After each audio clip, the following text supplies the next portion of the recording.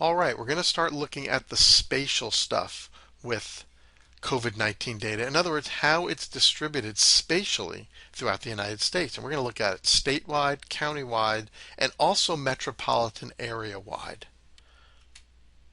Now, I want to warn you, there are better products to do this spatial stuff than SQLite with SpatiaLite. However, I challenge you to find any product that you can put it on a 8 megabyte file or zip file to get everything that you need. So that's the real benefit of using SQLite. But as you've seen before with all the casting we're doing and some of the other kinds of compromise we've had to make, SQLite is not as robust necessarily as Oracle or SQL Server or Postgres or MySQL. But that's okay. We found ways around it, and this is a really simple thing. You just grab the zip file, you put it on your hard drive, and you start working with it, right? So I'm willing to pay that price for a little bit of difficulty than having to stand up a Postgres instance to do this a little more smoothly. Now, to do the spatial part, I'm using a product called QGIS. This is an open source geographic information system, and I'm going to tell you right now, it's that classic, for what we're trying to do, it's that classic using a hand grenade to kill a mosquito. This is a full-fledged GIS. It's big. It does a whole lot, and we're basically just going to do some basic mapping. So you can go to their site, qgis.org, and it'll get you to the English site, and then you can click the download now and install the software. This installs pretty much like any Windows-based product. Their latest version is 3.14, and they're calling it Pi. So I think that's kind of cute. But this is going to get you the full QGIS package. It will take you a little bit of time to do the download and to do the installation because it's about 800 megabytes to a gigabyte in size. So why don't you go ahead and do that and bring in or start up QGIS, and then we'll get started on some of the spatial aspects. Now I've started up QGIS. Here's the window. I'm using version 3.8. It's called Zanzibar, so it's probably quite a bit older than the version you're using if you're using 3.14. That's okay. Like I said, we're just scratching the surface on the graphic capabilities of QGIS. Now, if you want to learn more about the ins and outs of QGIS Desktop, I have a full course on that you can come to my website, artlembo.com, and go to the online courses, and you can click the link for QGIS Desktop as part of a series I have on learning the FOSS4G stack, or the free and open source software for geospatial stack. We're not going to get into QGIS all that much, so you could just follow along kind of like a cookie cutter recipe for these videos just to show how you can display the data. Well, the first thing I have to do is connect to my database, and I'm going to go to Layer, Add Layer, and I'm going to go to SpatialLite Layer. Now, one of the things I'm going to do is continue to hit the Control-Shift-L button. Now, when we come in here, there are no connections. I'm going to have to create a new connection. You're going to have to do the same thing. Once you do that, you won't have to worry about it any longer. So I have in my Google Drive a COVID state SQL file, and that's the one we've been working with.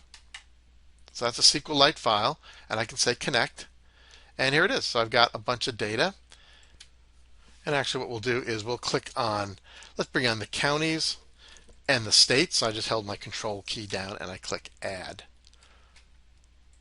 And that's it. Those are our counties and our states, and one of the things that the GIS has over here, I can turn off the counties and you can see the states underneath it. So this turns on and off your map. So those of you who are not familiar with that, with GIS, you can also click on this button. This is a zoom in button and a zoom out. When I click on the zoom in, I can press my mouse key, my left key, and I can zoom into a particular area, or I can use my mouse wheel.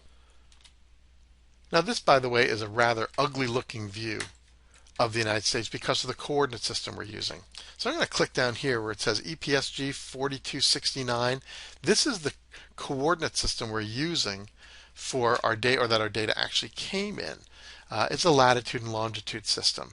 So what I'm going to type in here is the word Lambert. And you can see USA Contiguous Lambert Conformal Conic. I'm going to hit apply, and that creates a much nicer looking map. Here's another thing I'm going to do to set things up. I'm going to go to what says plugins, and we're going to click on manage and install plugins. And these are a whole series of plugins that can be added to the GIS, and I'm going to type in just the word Google. And in here, there's something called the Open Layers plugin. I've already got mine in. I'm going to ask you to click on this and then click install the plugin. Once that's done, up here you're going to see something that says web. And I can go to the Open Layers plugin and I can bring in OpenStreetMap. And let's move this down a little. There we go. So I had to go in and reset the coordinate system. So this is now a nice, pleasing looking map that we have here. So we'll start to work with that. Let's start off with just visualizing the data. So I want to make a map of all the deaths in the US. Now, if you've been following this video all along, we've been writing the SQL query to get the sum of all the increases in deaths, right? So you're probably pretty familiar with this. And one of the things we did was we got the population estimates for each of the states as well. So we've joined those tables. So that was a previous video that you can look at as well if you follow along. So I'm going to write the SQL query and put it into SQLite. Oh, and by the way, this is called SpatiaLite underscore or SQLite underscore spatial underscore examples. If you do not have this file, go back and re-download all the data. And that's what was so nice about this. What we've done is we can continue to just get the data because it's pretty small, and then we can rerun. So we're playing a little game here, and that is we're using a table called Spatial Table. I've got it in here. You probably don't have yours yet, and that's why I have this little part of the SQL query that says drop the table if it exists, and then we're going to create the table as, and here's an SQL query. In fact, let's get rid of this and just run this query. So this is telling me for each state what's the total death and the population. And again, this is something you should be familiar with at this point because we've been writing these queries all along. So let's come back in here and rerun this. So what we see now is we're going to create this table called Spatial Table. And we'll run this. And I'm going to type in select star from Spatial Table. There we go. Now this has what we just looked at before, but there's no geometry, is there? So I'm going to have you do, and I don't have this in the query, I'm going to have you do this yourself. Let's select geometry, because that's one of the columns in the state field. That's a spatial table, and I'm already selecting it from state and the state pop. So let's run that. And now, if I say select star from Spatial Table, now I have an actual geometry. Now we've created a spatial table called Spatial Table, and you look in here, it's got the state and the total death and the population and the geometry. So select star from Spatial Table. And that's great. We can see all that in this geometry. This is just a mess of a thing. It's just data that we're looking at. So if we come over to QGIS and I hit again Control-Shift-L and we'll hit connect. I've got the spatial table one. That's just something I was playing with earlier. Spatial table's not in there. And part of the reason is this is one of the little limitations. There's other columns and tables that are inside the database that help QGIS determine if there's really truly a spatial table there. And that's this command here. We're going to recover the geometry column and we're going to use the correct coordinate system. Now again, I'm not going to get into the specifics. You can check out my free ebook that has information about SQLite and SpatiaLite. So we're going to have to add a second line. So I'm going to hit a semicolon and I'll post this. So it's going to drop that table that's here, right? So that's going to go away. Then it's going to recreate that table, and then we're going to recover the geometry column. Now that's done. So you think, well, did anything really happen? Well, at this point we don't know. So let's come back into QGIS and hit Control-Shift-L, and we'll connect. And now we see Spatial Table, and we can add that, and we'll close it.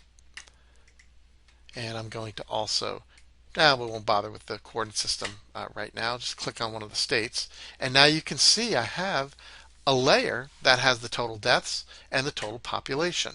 So let's go back in here and let me change my coordinate system. I took off the OpenStreetMap in the background because I'm having some problems with my internet connection, so it's slowing things down. Hopefully you won't have the same problem. If you do, just delete that open layers layer at the moment. So this now tells me information about each state and the total deaths that are in each state. And here's again New York, so 25,000 there. Now, one of the things that I can do is I can click on this little button here. It says open the layer styling pattern, and that opens up. Yours may open on the left, it might open on the right, but what I'm going to do is I'm going to create a graduated color map for the column total death. And let's come in here, and now I'm going to select in here, let's go back to our, here we go, total death. And instead of equal intervals, let's look at natural breaks. There we go. So this is showing me the total deaths by state. So you can see throughout the country where we have greater numbers of deaths and less death. We can also change things to do it as quantiles, right? So each of these categories, there are different ways that the data is displayed. If you want to learn more about that, you can check out my course in statistics for GIS professionals, and that's going to explain the difference between those classification methods. And each one of these classification schemes give it a slightly different way of presenting the data.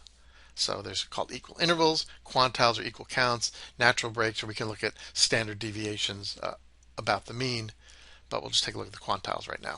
So this again shows you where the highest totals are and the lowest totals. So you can see it was very important that we use that recover geometry column, and we're going to use that throughout. And like I said, we're playing this game. We're deleting the table, we're recreating it, and then we're registering that column again. So we're going to issue another query. This one's a little bit longer, and we'll just end the video with this one. And what I want to do here is see what percent of the population has actually died, and what, as out of 100,000.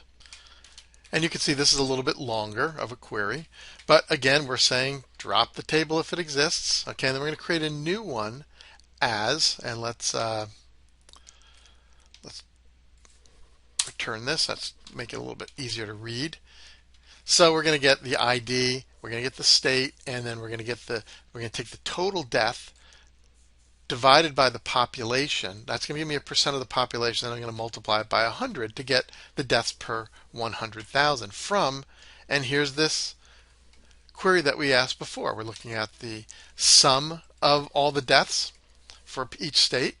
So that'll give me the total number of deaths, and we're looking at of the death increases, and then we're going to look at the maximum population estimate for 2019, and we've done this before too. We've been selecting from those tables.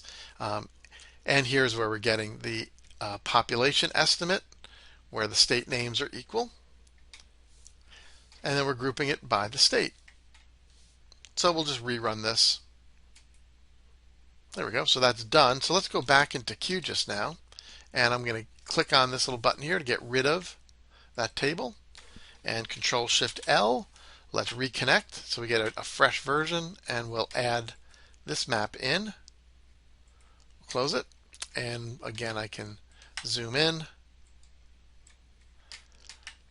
and we can now create another graduated color map, and I will do the deaths per 100,000.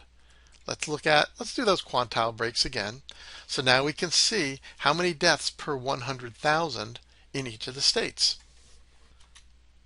So this is one of those questions people might ask you. They might say, well, we're hearing that South Dakota is having an increase. Yes, it is. Or another state might be having an increase. But how does that compare overall to the number of deaths per 100,000 in population? So here we can see where some of the higher states are, the darker red, and where some of the lower states are. So you can see South Dakota has increased a bit and it's gone into the next category. So more people have died per 100,000 in South Dakota than have in, say, Montana or Maine. So you're able, or New Hampshire. So you're actually Vermont. So you're and West Virginia. So you're seeing some of the changes that have occurred throughout the country in terms of deaths per 100,000. Now remember what we've been doing in the previous videos. We can always throw in this where clause another and statement and do it for the month of July or June or something else. So we can continually modify this to ask the kinds of questions we're interested in. And that's where we're going to go next. We're going to start to look at deaths based on date ranges and then looking at county data as well to see some of the distribution. And keep that in mind for the next video. As you look at the state of Maryland, because I'm going to be exploring it, it falls into a particular category of the number of deaths per 100,000. But the question might be, how do these deaths relate statewide? Is it all the same, or are there different places within the state that have more deaths or hospitalizations or other things than others? Again, if you've enjoyed this video, please hit like. Also comment down below on some of the things that you're looking at spatially with the COVID data. And don't forget to visit my page, artlembo.com online-courses, where you can learn more about how to apply statistics, how to work with QGIS, and also how to use Spatial SQL to start asking these questions of the database.